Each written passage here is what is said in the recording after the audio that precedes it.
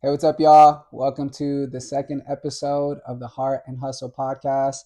I have another amazing, extraordinary individual here next to me who I'm really excited to give space and create space with to share more about himself, his journey, different wisdom, insight that he's gathered that hopefully he can share with you all in a way that resonates, in a way that may inspire, motivate.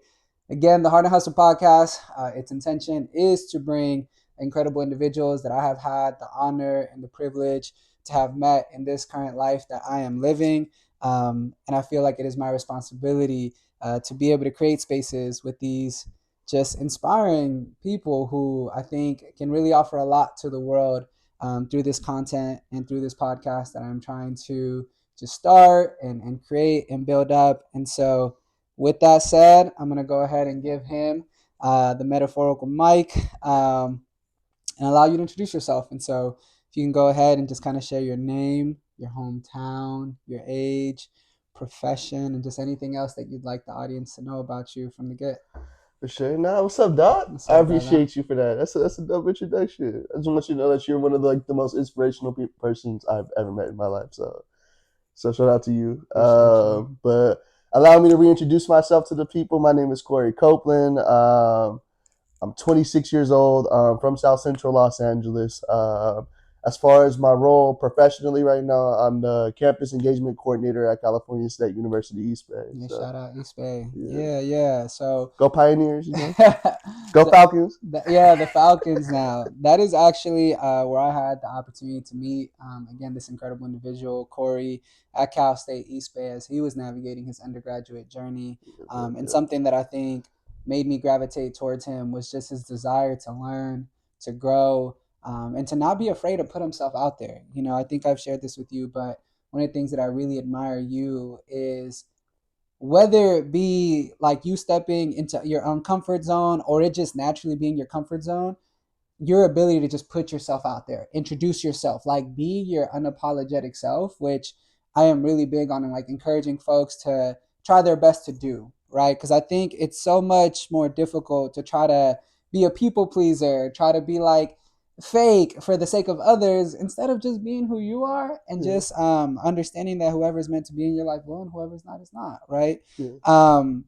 but as I shared that additional thought in regards to just the way that we met and the things that have always stood out about you to me, I want to ask you this very first question, which is who or what inspires you to keep navigating life in a way that integrates both the concept of hustle, but at the same time, like leading with your heart in the midst of that hustle?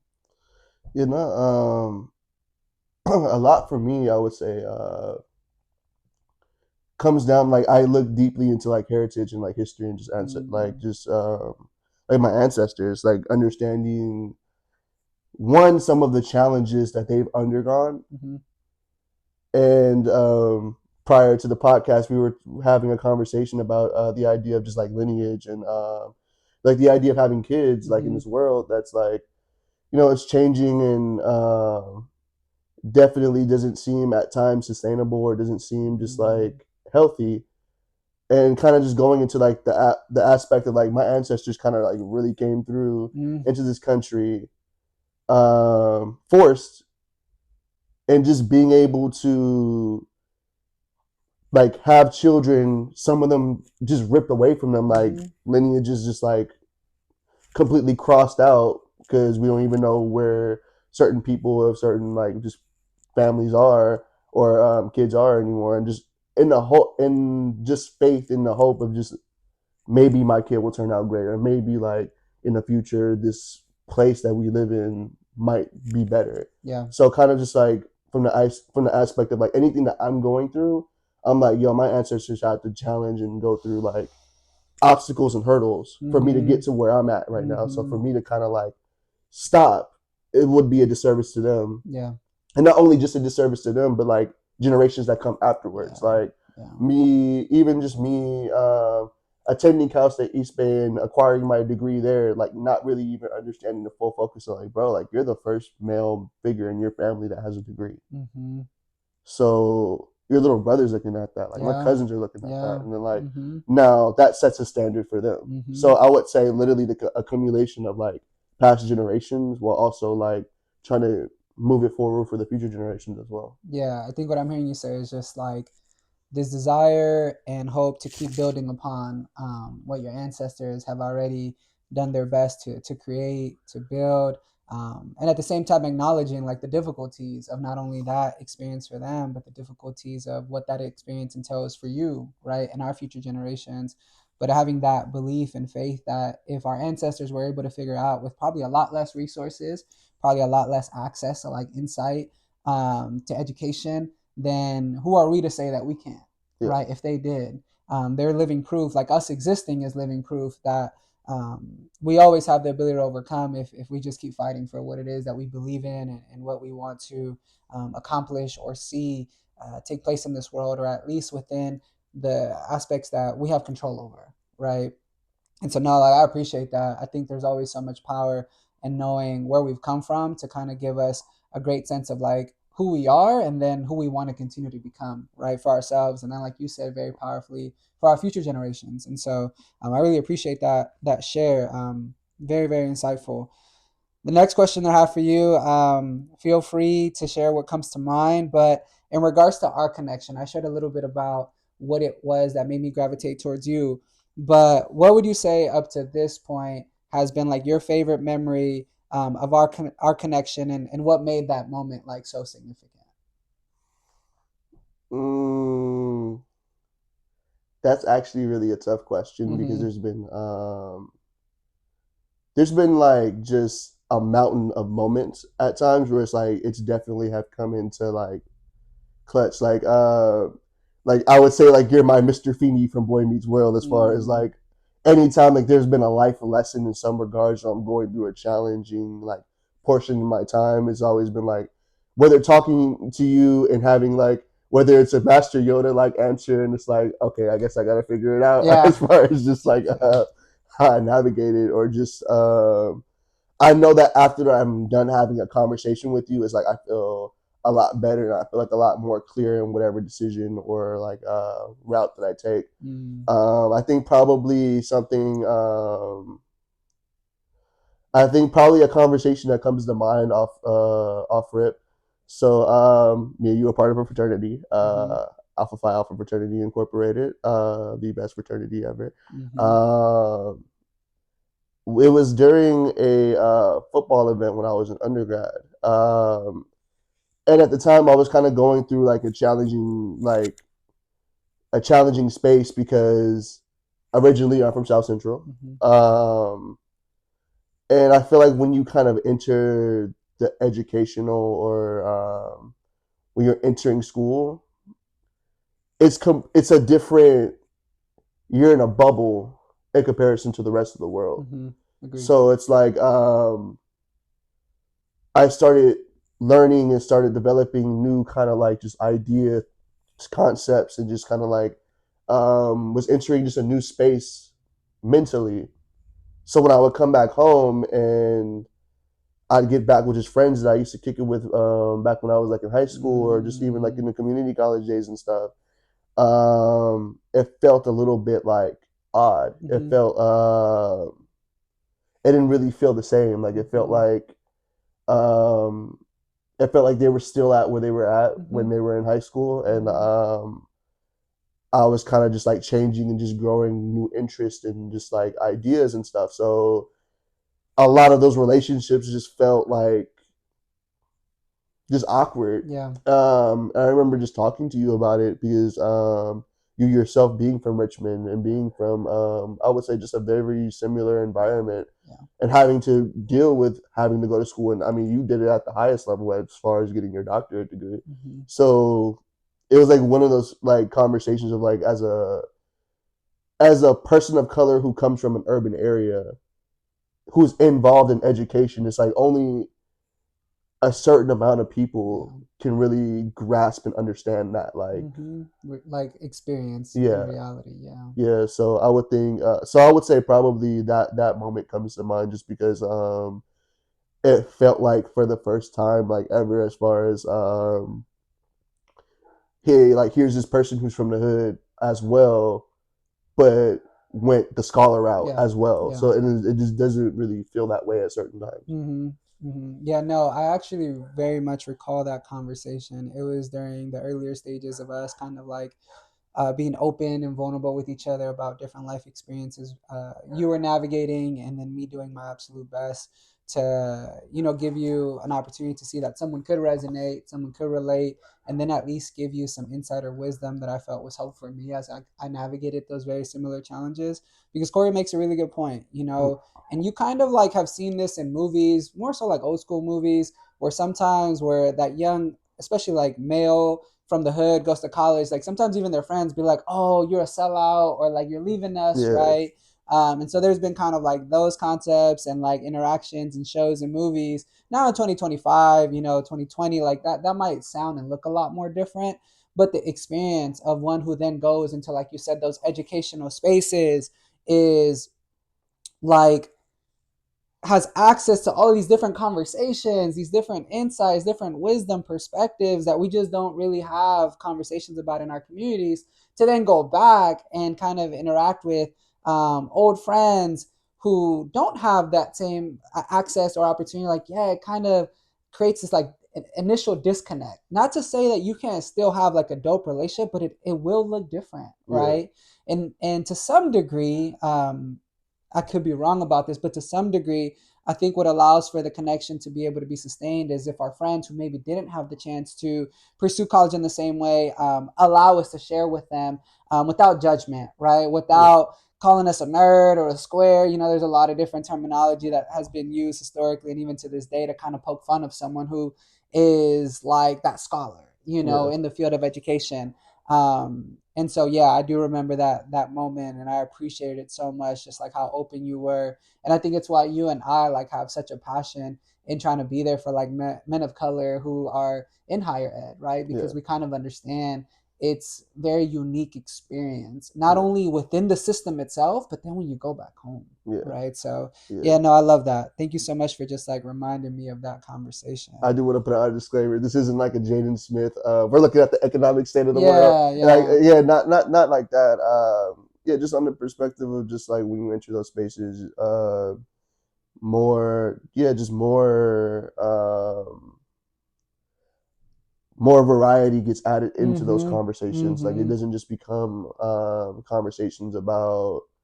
Of course, every time we link up, we are always talking about sports. We're Yeah. always talking about music. We're Yeah. always talking about like everything that's within that realm, but also just being outside of the surface level, outside Mm-hmm. of just like we've had conversations from sports to music to spirituality and Yeah. just like something as far as deep as just like what's your meaning or what's your purpose to life kind of Yeah. ordeal. Yeah. So um, not to say like those conversations like there's not no spaces for those sports or music or within the arts conversation, but also I feel like just being in urban areas like all my life, we don't really as black or brown men we don't really talk more about like outside of the surface level Mm-hmm. stuff. Mm-hmm. Yeah. Yeah, I mean, I'd agree, right? I think that's why there's been a huge emphasis over the last few years on like mental health as it pertains to men, and just so much research has been done in regards to there being like a high need for more of these conversations, more mentorship, more just healthy relationships between males. I think I posted a video, I want to say maybe yesterday or 2 days ago, of someone who created like this really dope moment of these men calling their like friends literally just to say like, hey, I love you and you've been on my mind, and that's literally all I'm trying to say. And it was so interesting how like on the other end of the call, the very like first question that comes up to mind for another man when they hear their friend saying I love you or like I'm thinking of you is like, are you okay, like is everything fine? Yeah, Because of how like taboo it can be to this day for like men to say I love you to each other, and to say like, hey, you've been on my mind for nothing, no other reason than just for me to want to like let you know that, yeah, right? But I think what was dope in the video is that like once it was confirmed like, hey, I'm good, right, I'm good, I just really wanted to say that, then the other person was able to like accept it and say, man, I really needed that, like I really needed that, like thank you so much, like I love you too. And it just being a reminder of how important it is to like express those feelings towards your male friends as well, right? And don't get me wrong, like in today's day and age, especially due to social media, like there's always going to be like inside jokes or kind of different terminology that it can be a response to someone expressing that. I'm not going to say it for the sake of me not wanting to like bring those terminologies into the show, but it's kind of like a way to be like, oh, don't make it weird, right? Yeah. But it doesn't need to be weird to tell another man like I love you. Like we need to normalize that so much more, especially if there is a mutual relationship that's been built between both individuals. So yeah, no, thank you for again just like bringing that reality, that perspective into the conversation because I think it's such an important one, especially for young men to hear and to just be reminded like it's okay to have those feelings Yeah. and it's okay to express them. It's actually really healthy and there's a lot of power when you do that. But just to shift a little bit to kind of bring it back to giving the audience a chance to learn more about you, you've already mentioned your hometown being South Central and you being out here in the Bay. You know, you Yeah. had the chance to experience the Bay culture, but at the same time, even with what you're wearing, the colors, your jersey right now, you know, it's such a SoCal like look. And that's one thing I've always loved about you too is although you've done your best to like immerse yourself within the Bay, it's never been at the cost of who you are and representing still like where you come from. And so I love for you to share with the audience what it was just like for you to grow up in South Central. And you could even like pinpoint different landmarks, schools you went to, or just things that people from SoCal, if they're watching, like they'll be like, oh yeah, he really from out here. So Yeah, nah, so I'm from 42nd in Vermont, right near Manual Arts High School. Went to Menlo Avenue, went to Fauché, and then when Barack Obama Prep had opened up, started going there until I went to Manual Arts. Um, used to kick it right there at the Crenshaw Baldwin Hills Plaza. But growing up in LA is it's weird. Just because it's a unique experience. I feel like you learn life. I compare my childhood experience like this. It's like, have you ever seen those the people who go through like the safari through cages in a truck? mm-hmm, mm-hmm. I feel like that was like my childhood as far as like I'm literally in the jungle. Uh, no LA pun. Not in the jungles, but straight up. So, but literally, I'm going through a jungle, and my mom and my grandmother had made it a priority to make sure I was kind of like shielded or like kind of like see what you need to see, but in addition, kind of like don't get involved within it. Um, I've lost a lot of childhood friends to gang violence, gun violence. Um, honestly, I've going through the LAU Unified School District. I I guess someone who is now involved in education. I feel like a lot of and shout out to the teachers who one who are from the community that they teach from because a lot of y'all are like a lot of students look up to y'all like a lot of students you are the hope that keeps the to keep the students alive. So like one shout out to Mm, y'all. Um, but I felt like there was a major disservice to students of color, particularly my area. I feel like there was I would see school police constantly harass students. mm, Um, I would see just like I would see these these teachers or staff members who come to the school who come from these programs like Teach for mm-hmm, America, mm-hmm. and shout out to Teach for America too, like or like just programs that have good intended focus, but they didn't really prep their teachers well. Mm-hmm. Like a lot of teachers came into the schools kind of like not really understanding Black or Brown Yep. culture, Yep. kind of already feeling uncomfortable around like Black or Brown students. Yeah. Kids. Yeah, and Mm-hmm. like and not really taking the time I feel to kind of like adapt Mm-hmm. to the culture. It was kind of like my way or the highway, and if it wasn't their way kind of ordeal, they start to kind of get timid or scared in certain respects. It felt like in our education system, teachers were there, whether it was for like the paycheck and or just to kind of get that experience to like dip elsewhere, and it was kind of just like that mutual understanding. Mm. Again, not towards the student, because there was a lot of teachers, particularly from my high school, that used to be like that were frequent in that area. Like they used to be from that area, so like they kind of went into education as far as just their sole intended purpose is to make sure that the students or the kids in their communities are thriving. Mm-hmm. So I want to give out like a great shout out to them, because we definitely need more people to we need more people in the community to be involved in the community. Yeah. Like we need Yeah. more teachers from the community. We need more police officers from the community. We Mm-hmm. need more just like everything that relies on the social structure. We need that community there to be able to kind of like have that familiarity Yeah. and just like thrive within itself. I feel like in LA there wasn't really. I feel like until very recently, it felt like there wasn't really a strong community. I feel Mm-hmm. like the last 5 years in LA. Keep in mind, I moved to the Bay Area like 3.5 years ago. Mm-hmm. It feels like a lot of just. It feels like LA has just been cursed. Like we lost Nip, we lost Mm-hmm. Kobe. Mm-hmm. We're going through fires right now. Like Yeah. it's just been a lot. So yeah, no, like I love my home. I love LA. That's what shaped me. If I gotta go home and hear where you from, no matter how Mm-hmm. much it makes me want to roll my eyes, it's still kind of just like I don't know. It brings a little bit of like pride Right. too. Yeah. Mm-hmm. Um, but yeah, no, being up here in the Bay Area is definitely my second home. I Mm-hmm. definitely have adopted it. I get asked often like, which one do you prefer? Do you prefer Mm-hmm. the Bay Area or Mm-hmm. LA? And it's like it's apples and oranges. Like you Mm-hmm. can't even really.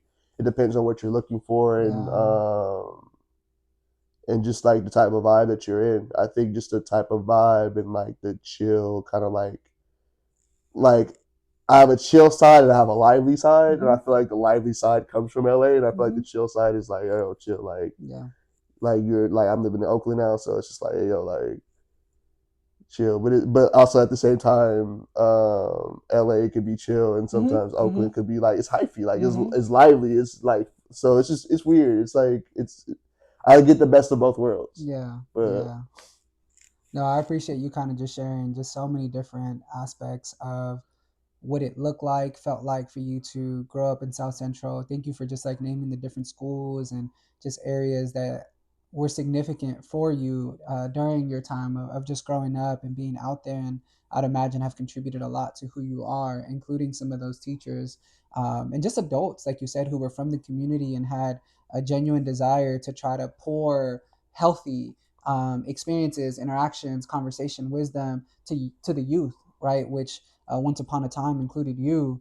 And I like to just like name my appreciation for you coming out here, not only as a way for you to continue to grow and evolve into again this amazing just male and just human that I find you to be, but then you also then dedicating so much of your time and effort to give back and to kind of give your gifts to the people of the Bay Area. You're currently working at Cal State East Bay, and you've been doing that for a little bit now. But before that, you had other jobs here in the Bay, which were also like service type jobs. And so I just appreciate you for not only coming to the Bay, but wanting to find ways to give back to the Bay. Because I think there's a lot of just like beautiful energies that circulate when folks do that, that will ultimately come back and reward you in one way or another. Sometimes that's like professional success, sometimes that's just personal growth and success. Um, and yeah, I think I'd recommend, encourage anybody, unless you have like a very intense reason as to why you can't like move and live somewhere else for a little bit. I highly encourage that because I feel like you learn so much about yourself when you leave like your comfort zone, which is home. for me, I didn't do it for as long of a period of time as you have. But when I went to San Diego State, and shout out to everybody that like was a part of my journey in my community, my village when I was out there. When I went out there, I grew so much in ways that I just couldn't have grown in Richmond, right? But the beautiful part was that growth that I was able to achieve, so much of what I discovered about myself out there, I was able to bring back with me and then give back to my community as well, right? I'm able to tell young people that I work with about the beauties of traveling, living somewhere else, that like you meet people, and just as importantly, like you meet a different version of yourself, right? That you then get a chance to carry and keep building and keep kind of transforming. And so I have had the chance to firsthand see so much of this man's transformation right here. And when I tell y'all that it's been like so beautiful, because it's come with like its ups, its downs, its uncertainties, like we've had conversations where you're like, I don't even know if I can afford to keep living here, right? But yet, thankfully, and I say this selfishly, but thankfully, you've always found a way, at least within these last few years, to be able to maintain at least financial stability, and then a personal desire and connections and relationships to keep being here. Because again, selfishly, I love knowing that I can call you and we can like go grab lunch, or we can meet up somewhere, or I can contribute to something that you're doing, or vice versa. You can contribute to something that I'm doing, like this podcast, right? Yeah. And yeah, again, thank you for just sharing those different elements. To kind of still stay on that concept of your upbringing, a question I wanted to ask you is, if you had to name like one really big challenge that you encountered growing up in South Central or LA in general, but that like really contributed to who you are, what would you say is like that one challenge that you'd have to name in this space today? Um, I think probably the number one lesson that I've learned growing up in LA is that you have to be comfortable being uncomfortable, Hmm. and you're gonna be, or at least I was placed in environments at times where it's like, yo, this is it can go left field at any given time Yeah. if you're not like on your p's and q's. Mm-hmm. And particularly a lot of that would be on again, I'm not affiliated with any gangs. I'm not Yeah. affiliated with like, I'm not like, I'm not involved, like as far as street stuff goes, like I am like green. I am Yeah. like but I've had a lot of family members who are involved with gang life and gang culture. Um so one, I will say, um kind of like being in certain places, if I'm like, hey yo, ain't you so and so's cousin, Mm-hmm. or ain't you so and so's like nephew, or what's up, like kind of like, all right, it's time to go, Yeah. like you mean Mm-hmm. like kind of getting that aspect to it, but also too, I would say I found, or not found, but I discovered, I feel like my purpose, or some type of purpose in life, being from LA, and it's that to be able to humanize who society villainizes at certain times. Where Mm-hmm. again, like I grew up with killers in my apartment complex, or I grew up with gang members within my apartment complex, or whatever the case is, or drug dealers, and just kind of like knowing them on a human side, Yeah. where it's like understanding and going into like, no one, I don't want to say no one, because Yeah. some people have different motives or whatever the case is, but for the most part, when you look at these images on the news and you see like, oh, this gang member or this drug dealer or whatever the case is, most of them are not doing it to like, like, I've never met a drug dealer that was like, I'm gonna sell drugs to fuck up my community. Excuse my French. I'm Yeah. No. sorry. No. No, No. it's on You're your good. podcast. You're good. I haven't I haven't met a gang member who's like, I'm gonna, I'm purposely trying to like mess up my community or whatever the case is. A lot of it has been like, they have reasons, like they Yeah. have, and unless you really have been part of that life, or unless you've had experienced that, whenever I hear someone kind of like talk about it, and like you have no You have no credibility in the sake. You have no like. You have no family members. You have like. Mm-hmm. You're not impacted by this kind of like ordeal. Mm-hmm. Why are you even talking about it? Like, Yeah. why are you, like your opinion or your thoughts on it should be like no, it's different when you're kind of going into it and you're like learning, Yeah. but like when you already have a thought process or an opinion on someone or something, it's like, bro, you have no idea what Mm-hmm. they've experienced or what Mm-hmm. they've like been through. Mm-hmm. So I think I had I think living in LA taught me the gray areas in life where it's Mm-hmm. like, so, like in a lot of places it's like there's right and there's wrong, and it's Mm-hmm. like, yeah, but like you also got to look into context. Like it taught me Yes. a lot of context. Yeah, yeah. The And word that's yeah, coming up to mind, forgive me for interrupting, is like the nuances of it all, right? perfect, That's a word perfect. that I feel like you and I had this inside joke because folks were like using a lot when we were both working at East Bay. But then we found like there's so much like value in acknowledging the concept of nuances, Yeah, right, within these different realities that we see, we observe, and that we experience. And I think for anybody to cast any judgment on someone who's a drug dealer or a member of a gang is not acknowledging like the systemic kind of component of why people sometimes feel like they have to be in that lifestyle in order to survive, in order to thrive, and in order to kind of be able to give back to their immediate family, yeah, right? I'll share this really quick story. I knew a young man who was selling drugs because the money he was collecting from selling those drugs was so that he could buy his mother's medication, who was really sick and who had no health insurance, right? And so there was this really young man. Um, one could say like you said, trying to destroy his community by selling these things, but he's literally just trying to keep his mother alive in the process, right? And being able to buy her that one pill that he was only able to afford through choosing, at least at that stage of his life, what he felt was this route, because you'll have a lot of people say, well, why don't they go get a full-time job, why don't they go do this? That's not so simple, right? Like, people don't yeah, hire you just because you want to get hired. There's a process. You have to yeah, get selected. You might not even have access to the proper like attire to attend an interview yeah, that will contribute to you getting the job. There's so yeah. many layers to it. And I cannot express this enough, especially living in the Bay Area, especially living in California. A lot of these wages that these jobs are giving out are not livable Yeah, wages yeah. whatsoever. Mm-hmm. Even with a degree, even with a degree. Mm-hmm. So Yeah. putting all that into context. I'm trying to make it, or I've made it a life purpose to be able to kind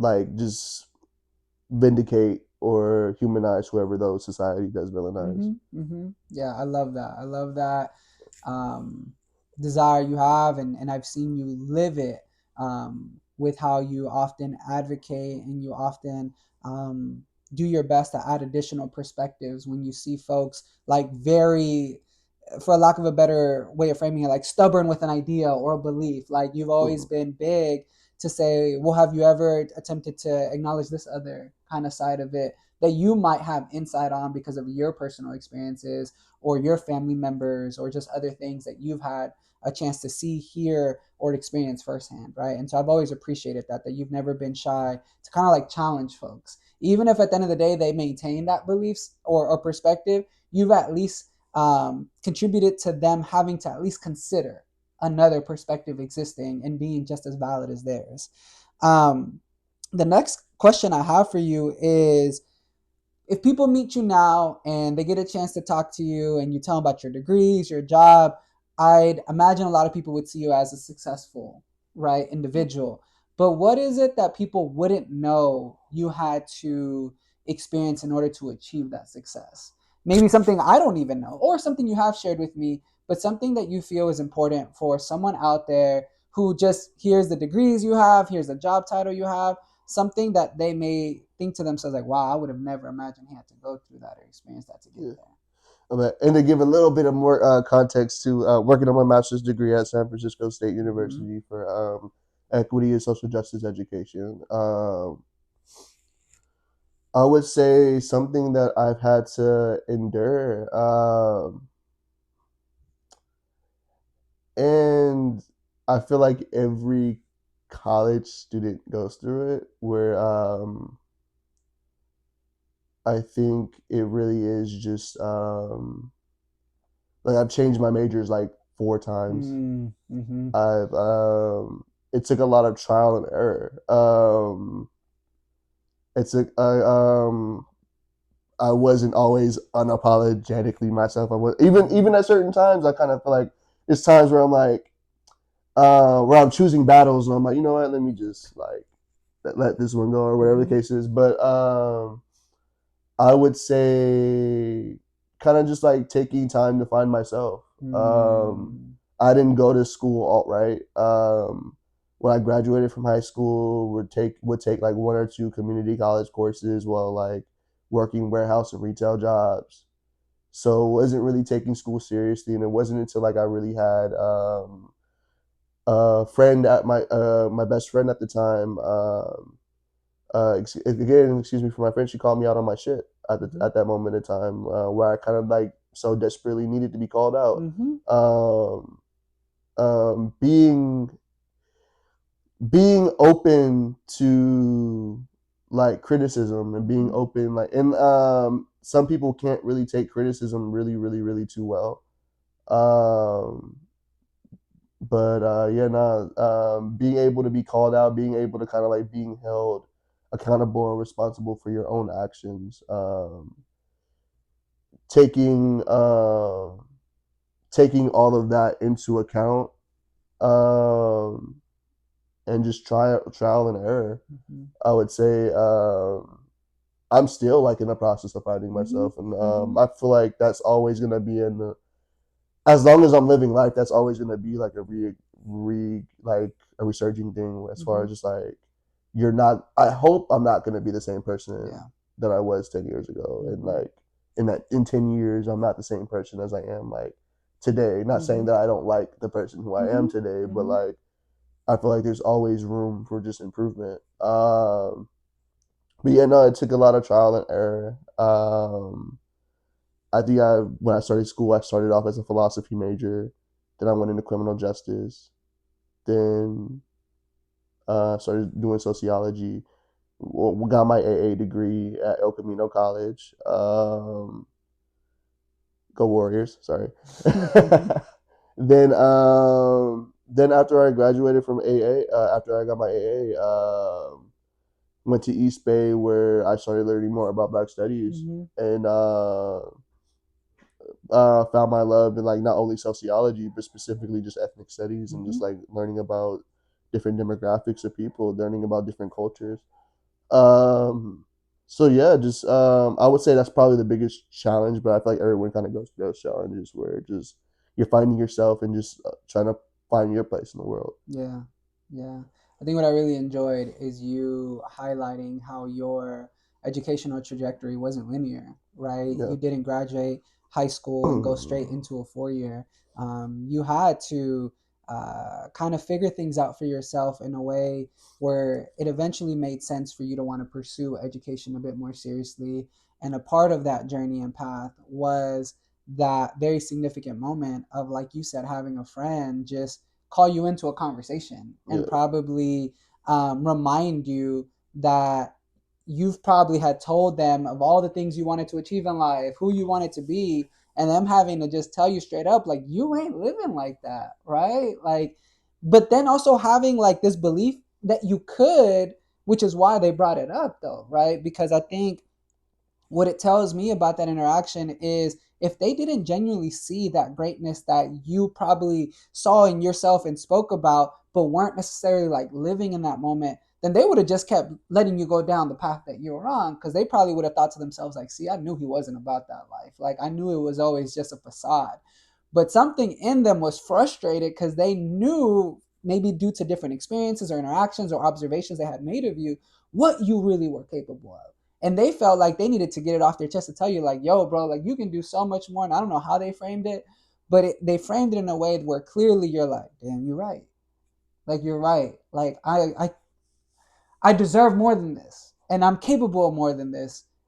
And shout out to that friend, and oftentimes it is like those moments that are so transformative that we look back on and are like, damn, had I not had that conversation, would I have still been at the warehouse? You know what I mean? Like for me, had Mr. Polak, who I've talked a lot about, that teacher in my senior year, had he not displayed some belief in me, like, would I even be sitting here next to you today? Like, would I even be alive? Like, not trying to be morbid, but right, would I even be alive right now? Yeah. So just shout out to everyone in the world who has called in a loved one, a friend, a family member into a conversation like that with the intent to remind them, like, you are that person that you've always said you are. You just got to start living it within your actions. And man, you've been doing that. At least I would say you've been doing that, and it's been a pleasure and an honor to just like see you doing that personally and professionally. The next few kind of questions that I kind of just want to ask, as you know, with you and I, like we could probably film a 4 hour podcast to be honest, um, is if you could meet like your 15-year-old self. I asked Alvaro this question and I hope to kind of ask all of my guests, but if you could meet your 15-year-old self, what do you think he would think and feel just seeing who he became and who he is right now? Um, I think the 15-year-old me would definitely, you know what? I think it's weird. I think he would have aspired like 15-year-old me was someone who's just like, oh yeah, like I'm gonna go to Morehouse Mm-hmm. when I graduate. I'm gonna Mm-hmm. do A, B, and C, and like I think since then, um, God or the universe or like life Mm-hmm. has humbled. Life has definitely had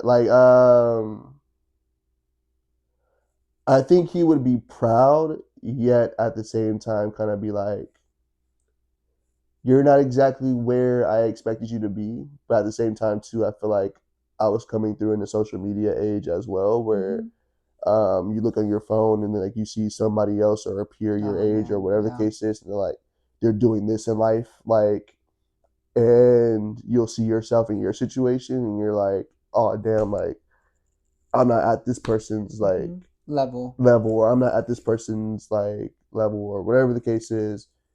And it's really, really, I don't think at 15 I understood the concept of like comparison is a thief of joy, Mm-hmm. and that everyone's journey is completely different. Like I think at 15 I had that judgmental mind of like, man, why is this over this? Why is this over this? Like at 15, I had the thought process of community college where um, the stigma was that if you went to community college, you're a fuck up, or that Yeah. it's like high school 2.0, which is like, I Mm. want to say right now that is far from the truth. Mm-hmm. As someone who is involved in education, and I guess you could say an educator. Mm-hmm. Yeah, you're an educator. Yeah, I Yeah. mean, I guess, like, I don't want to give me like, shout out to the profession, shout out to the, but no, like, some of the most brilliant minds I've ever met have come from the community college system. Mm. Um, and unless you really have a full ride to a 4 year university, not gonna lie, going to a community college is financially the smartest route that anyone can take. Of course, there's debates about like the college experience Mm-hmm. and Mm-hmm. what that comes with, And that's but fair. Yeah. yeah, but I would say, Financially. yeah, I would say financially. I would even just say maturity too, because I can actually thoroughly say Mm. that I'm very grateful and I thank God for a lot of my life experiences to where they're at right now to this day. Because I think if I probably would have went the trajectory of where I was at 15, where I'm thinking where I was gonna go, I think I probably would have like crashed and burned. Because I think Mm. I can tell you right now that at the age of 26, um, at 18 years old, I'm not finishing college. And it's Yeah. not that I don't have the capability to finish college. It's that I don't. I think I would have played around too much. I Mm-hmm. think I wouldn't Mm-hmm. have taken it seriously. Mm-hmm. Um, and I think that would have been a really big burden on my like mom and grandmother who have fought so hard for me to go to school. If I would have went to like some like $40,000 school Yeah. off rip and then like blew it off or whatever the Hmm. case is. Hmm. Not to say that not to say that I come from a low income like family unit, but like like we just don't have bread like For that. sure. For sure. So For sure. I think what I'm hearing you say is like thinking back to your 15-year-old self, yeah, you can remember the different goals, aspirations that they had, which if they met you now would contribute to them being curious as to like, why didn't things happen a certain way? yeah, But then you'd be able to like give them insight as to all of the learnings that you were able to accumulate and experience from those years of 15 and up, yeah, right? And help him kind of make sense as to why you are where you are and the beauty and the power of like where you are, yeah, no, because there's this reality like that I often say, especially for young people, but this applies to anybody. Like you don't know what you don't know, yeah, right? Until you find like face it firsthand, then it starts to make so much more sense why not everything ends up working out smoothly or not everything is black and white, right? But there's so many components that contribute to who we become and where we go, where we don't go, what we do, what we don't do. But ultimately, my biggest hope is that everyone over time is able to process, reflect, and be at peace, right? And find some joy and some level of pride for where what they have been able to achieve. Doesn't mean you still can't be ambitious and like strive for more, but what's the point if the goal is just to always like have another finish line and another finish line and another yeah, finish line and you never enjoy the journey? Then like you're never going to be satisfied, you're never going to feel fulfilled, right? yeah, And that's kind of like a really big lesson. Shout out Thich Nhat Hanh, may he rest in peace, was able to like really help me better understand through like his readings. You and I, as you mentioned earlier, have dove into conversations about spirituality, and I don't have any specific spirituality that I identify with or practice that I identify with, because I love to just like learn from all different practices, beliefs, in a way where I'm able to then decide which ones resonate the most with me. But again, I think just the way that you painted the picture of like your journey, what you once aspired to do versus like who you are now. And yes, I'd say you're an educator. You educate a lot of folks with your story, with who you are, with how you show up consistently, with how hard you work, how passionate you are. The list can go on and on. So trust me, like you are an educator in every way of the word. Um, and I think it's one of the things that I really appreciate about you is the fact that you want to be an educator and help others out. And so with that, I want to ask you this next question: what would be the best piece of advice that you would give for those younger than us? And why would you want them to embrace this particular advice that you'd give? You kind of gave like a really good one of comparison is the thief of comparison is a thief of joy. that's Yeah, a really great one. But is there another one, or would you want to elaborate on that one when again thinking about advice you want to give for like those younger than us? yeah. No, I think that's probably a key thing for those who are young. Don't look at anybody else's journey, and it's gonna be easier said than done. Mm-hmm. Like you're gonna I think you're just gonna naturally look at your peers at times and be like, okay, am I on this level? Am I on like this or that? And like understanding that their path is meant for them and that your path is meant Mm, for you. mm, Um, I remember seeing a video from Kirk Franklin, and he was talking about the idea of like microwavable foods and like when grandma makes food in the kitchen kind of thing, where it takes longer for grandma to make food in mm-hmm, the kitchen compared mm-hmm, to microwavable mm-hmm, food, and it shows like just because you're not where you're at or where you want to be in life at that very moment doesn't mean that it's not going to happen. And mm, something that I've also learned is that 'cause I think that takes me back to the 15-year-old kind of like for question where sure. it's like it's a the motives have changed. Like in life, your motives Mm, might change. I think at the mm-hmm, time at being 15, my motive was like I'm about to like get all like I'm about to be a lawyer and I'm about Mm-hmm. to stack all this money and all Mm-hmm. kinds of other stuff. And it's like my motives now have changed. I do see myself as of right now. I still see myself going into law school as soon as I'm done with my master's. Mm-hmm. But it's for a different reason or a different route. It's to be able to advocate for prisoners and being Yeah. able to like look at our prison industrial complex and kind of like in some ways just make it healthier Yeah. for our prisoners, Yeah. being make it um, meant for what it's supposed to be for rehabilitation into Yeah. society. Yeah. At that moment in time at 15, it's like we're speaking two different languages. Yeah. Mm-hmm.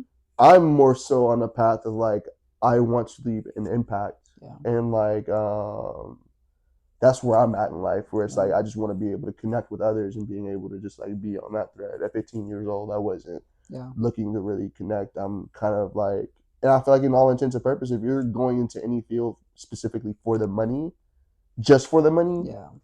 I would ask, or I would advise just like rethinking that, Yeah. Reevaluate. Mm-hmm. because yeah. So I would just tell those who are younger than us, comparison is a thief of joy. Kind of like going your route, be unapologetically you.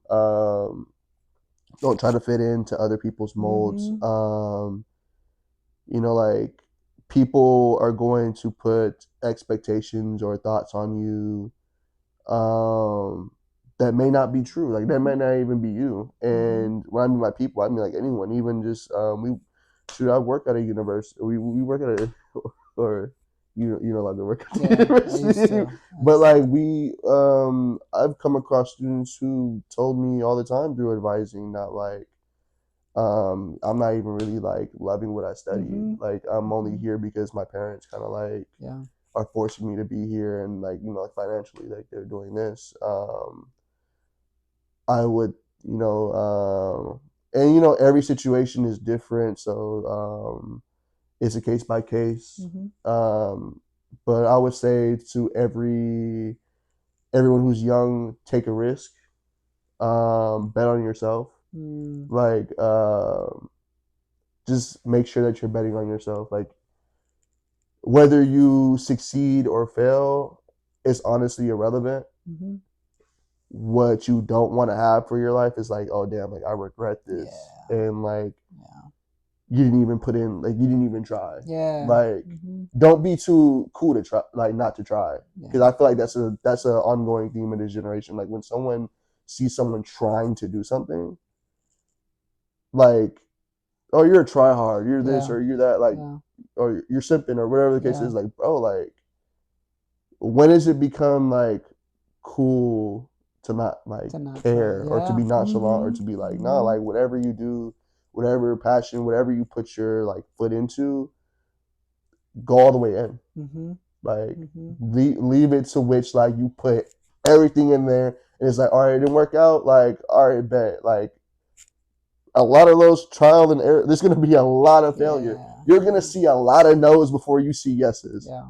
Yeah. It's just a matter of just like can you take those no's until you get that one yes, and all you need is one All yes. you need is one. Yeah. Yeah, To like change your life all you need completely. is one yes. Like Mm-hmm. if you're gonna go, it's just a matter of how you handle that failure though. You handle that failure and like okay, well I tried, let me go back to just like being in bed and just Yeah. doing whatever the case is, Yeah. or do you just like all right, back to the drawing board. How Yeah. do we go back over here? And sometimes like there could be a middle in the mix of just being like you could just take a break from Yeah. Yeah. something Yeah. and For then sure. like and just come back to it when you feel like you're good to go on that one. So kind of just learn yourself.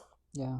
Yeah. You gave a lot of great insight. I appreciate just like also different examples that you gave to kind of just emphasize the piece of advice and also like giving the other perspective, for example, that of trying hard and how for whatever reason there's been like this new tendency to make fun of folks trying hard when like you said, when has it ever been a bad thing to try hard? You Yeah. know, most things in life you got to try really hard to make or see progress in. But I think what it is, you know, is just folks having a sense of maybe like envy, you know, and kind of insecurity. And it's easier to like make fun of something than acknowledge that they themselves probably wish they could be trying that hard as well. And for some reason they're not, right? yeah. So yeah, like thank you for sharing that.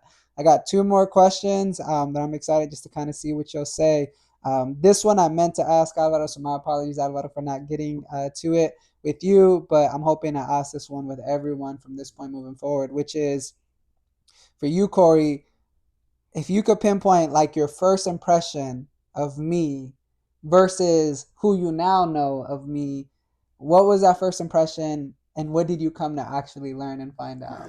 Yeah, this is so funny. Um, I met you at an Alpha Phi Alpha event. Right. Yes, you Um, did.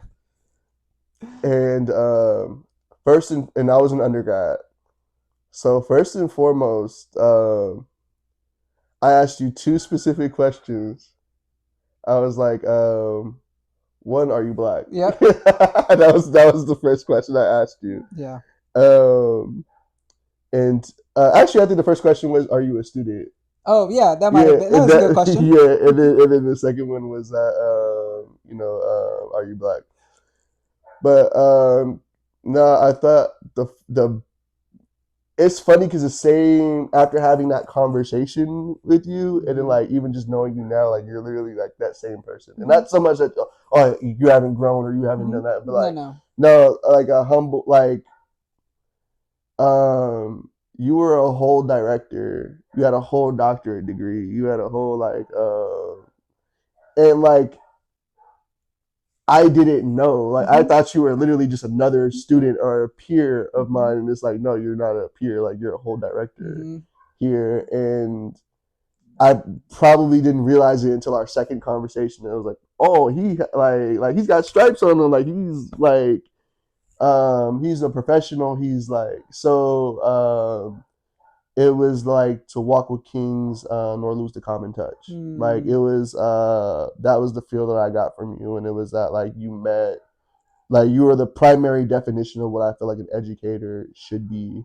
Because I feel like in education there could be a level of elitism yes. that's Mm-hmm. involved with it, where it's like, especially for someone who's from an urban area, where it's like you can feel this level of imposter syndrome, Mm-hmm. where it's like, oh man, like I'm in this like room.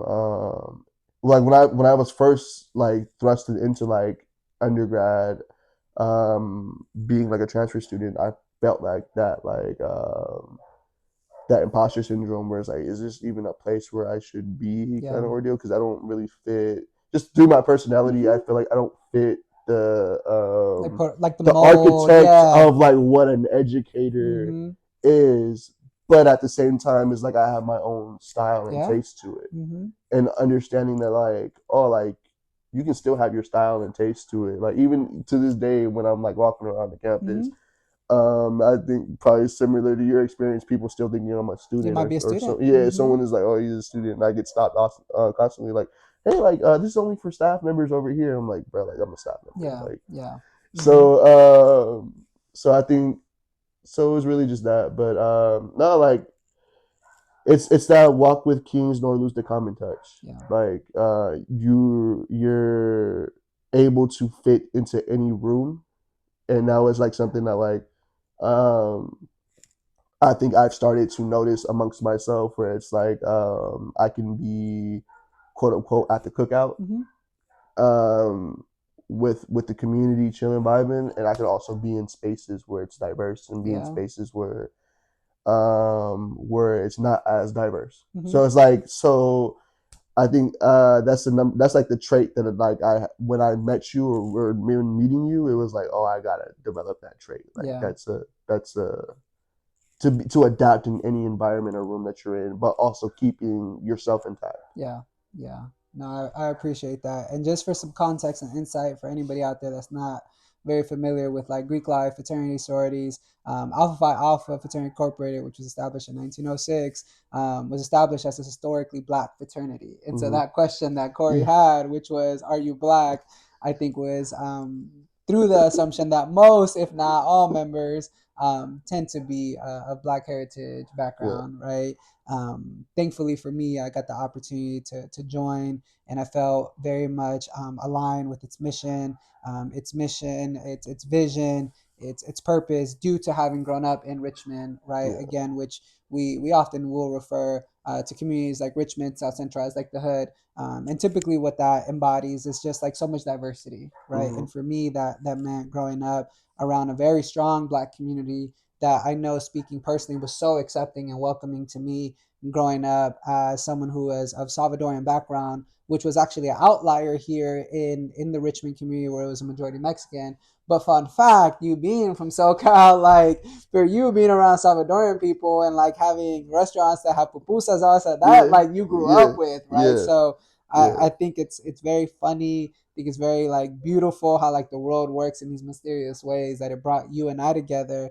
Um, Random little kind of side note. I remember one time I was just being my curious self and was looking through your Facebook, Yeah. and I saw that you used to be a part of, maybe it was like ROTC or Yeah. something, and one of like your group mates or friends was actually Salvadorian, and Yeah. I was like, Yeah. this is dope, like, Yeah. because in some way you and I, even before knowing each other, always had some connection, right, through Yeah. our communities. And so I just love the fact that the world gave us an opportunity to then have a direct connection to each other. Yeah. And the last question that I have for you, Corey, before we close out the second episode, which once again, thank you for being here, brother. You have Okay. no clue how much I appreciate your time, because that's one of the most valuable, if not the most valuable thing that we can offer somebody is our time. And so, with that, I wanted to ask you, what led you to want to come to the Heart and Hustle podcast and share your story? Yeah. No. I mean,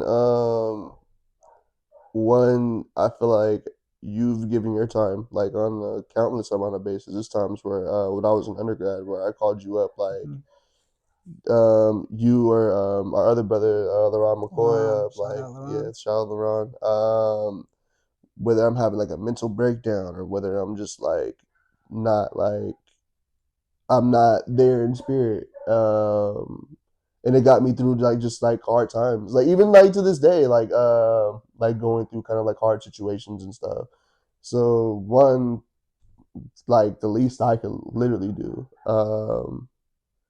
Two, in addition, kind of like getting kind of going into that being comfortable, being uncomfortable, where Mm-hmm. it's like going into the podcasting space, going Mm-hmm. into like, all right, like um I don't normally like do this, or every time I feel like I have like that mental thing where like if I'm off camera, um I feel like I've been myself Yeah, throughout this whole you like have. ordeal. But I feel like when you're on camera it's like a mental like Mm-hmm. stutter kind of ordeal where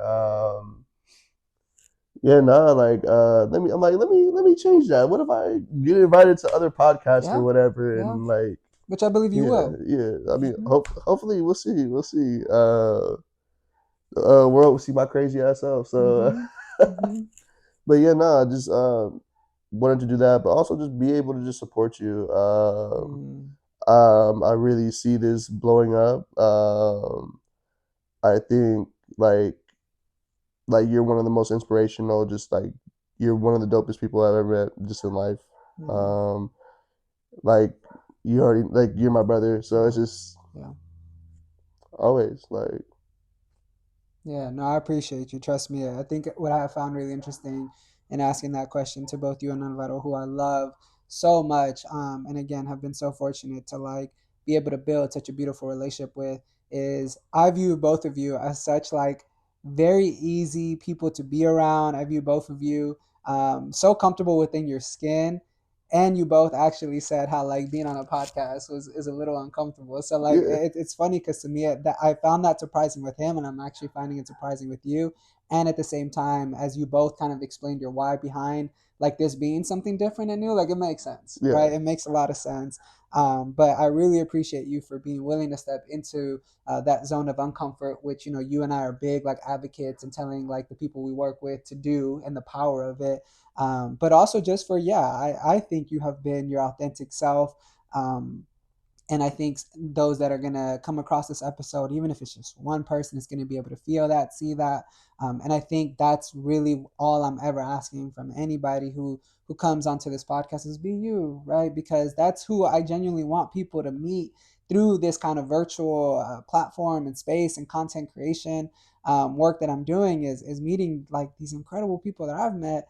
And I don't want them to meet like a polished version of you, right? Yeah, You're already polished as it is, but I want them to meet you, the yeah, real you. And so, yeah, brother, I thank you. I love you. I appreciate you. And yeah, that is the end of this episode of the Heart and Hustle podcast with the that's it. amazing Corey Copeland.